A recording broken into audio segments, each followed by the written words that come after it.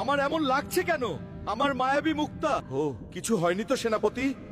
জলদি যাও দেখে আসো আমার মায়াবী মুক্তা ঠিক আছে কিনা। হে জাদুর মাছ, মহারাজার জাদুর মুক্তা তোমার কাছে ঠিক আছে তো? কুমির সেনাপতি হালকা আমার কাছ থেকে মুক্তাটা নিয়ে গেছে। হাল্ক অনেক শক্তিশালী।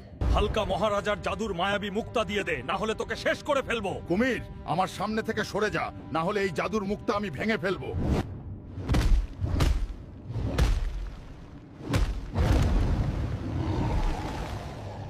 তোদের কুমির রাজাকে গিয়ে বল, সাদিয়ার জামাই আসতেছে তোদের রাজাকে শেষ করতে।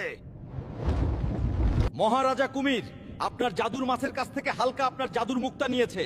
সে এখন আপনার কাছে আসতেছে, এসে আপনাকে শেষ করতে চায়।